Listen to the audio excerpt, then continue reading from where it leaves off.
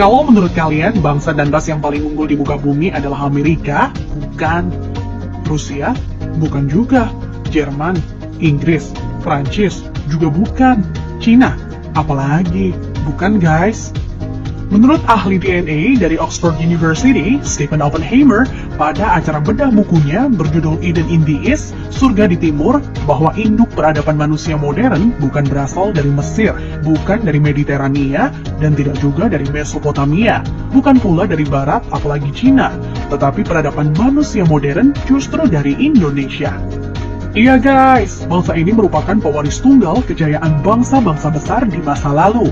Dan agaknya, Profesor Arisius Santos dari Brasil pun selaras dengan teori Oppenheimer.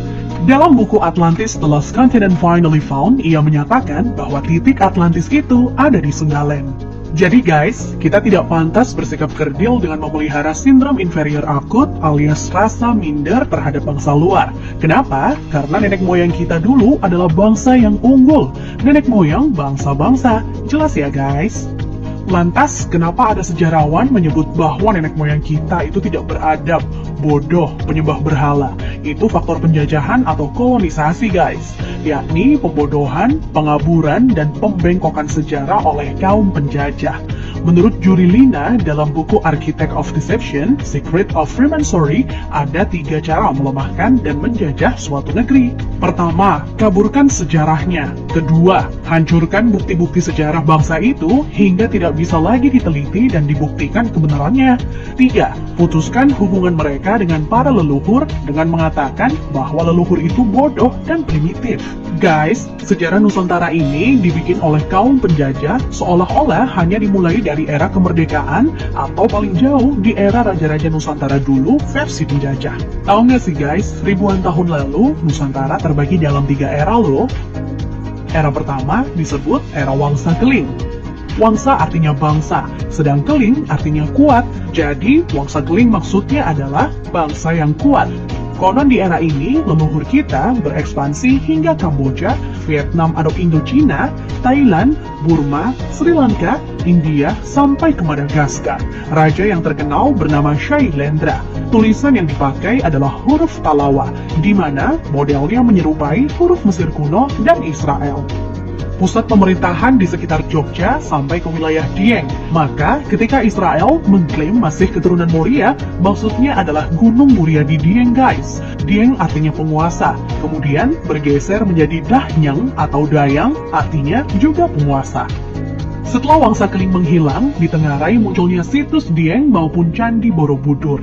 Nah, habisnya era Wangsa Keling ditandai dengan bangunan Bako atau Baki, yang artinya kuburan atau berakhir, dan ditandai dengan berdirinya Candi Boko atau Bako. Era selanjutnya adalah era Medang Kamulyan.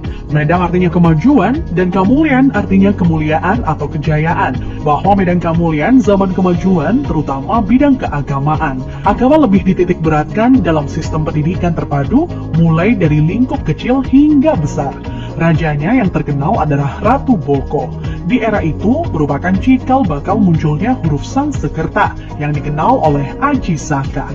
Aji artinya sesuatu yang dihormati, dan Saka artinya penyangga, jaga, atau tiang. Nah, tiang jika bergeser ke Cina menjadi Tian atau Tuhan. Jadi guys, Aji Saka artinya sesuatu yang dihormati karena Tuhannya, atau segala sesuatu yang mengacu pada Tuhan yang sangat dihormati. Kemudian huruf-huruf tadi akhirnya menjadi bahasa Sanskerta. Jadi guys, Sanskerta itu asli berasal dari bumi Nusantara atau Indonesia, bukan dari India. Kenapa? Di India tidak ada kata-kata sang.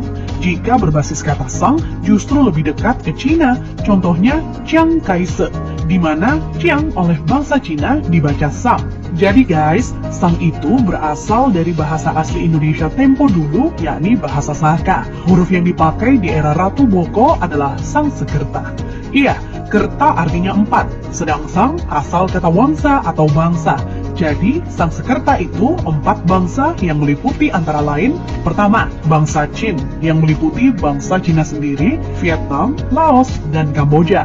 Kedua, bangsa Thai, meliputi Burma dan Thailand. Ketiga, bangsa Afrika, yakni Madagaskar, Sri Lanka, India, dan lain-lain, hingga Mesir disebut sebagai bangsa Afrika. Keempat, Bani Jawa yang terdiri atas bangsa atau suku Jawa, Sumatera, Papua, sampai Kepulauan Polinesia dan Hawaii. Hingga kini, Sangsekerta kuat pengaruhnya di India dan Sri Lanka.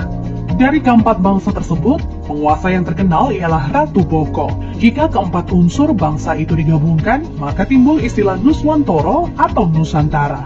Nusa artinya pulau, antara artinya jarak, maka makna Nusantara adalah bangsa yang hidup di pulau-pulau yang tersebar dari Kepulauan Polinesia di ujung timur hingga wilayah Madagaskar atau Afrika. Selanjutnya dari era Medan Kamulyan berganti ke era Kahuripan. Kahuripan artinya kehidupan. Raja yang terkenal adalah Hayam Wuruk atau Brawijaya III yang terkenal dengan sebutan Jumadil Kubro sebagaimana makamnya di Troloyo Trowulan Mojokerto. Maksud kata Jumadil adalah Jum'ah atau Jumat yang artinya berkumpul atau bersatu dan Kubro artinya besar. Jadi Jumadil Kubro maknanya adalah berkumpulnya sesuatu yang besar atau istilah Sangsekerta disebut Sumpah Palapa. Melalui Sumpah Palapa, Hayam Wuruk berhasrat membangun kembali Nusantara sebagaimana dulu pernah gemilang di era Medan Kamulyan. Ia ingin menyatukan Nusantara yang telah tercerai-berai menjadi beberapa kerajaan atau wilayah kecil-kecil. Dan patih yang melegenda adalah Gajah Mada. Nah, itulah guys catatan yang hilang dari sejarah leluhur kita yang menurut Arisio Santos. Leluhur kita merupakan nenek moyang bangsa-bangsa. Thanks to watching.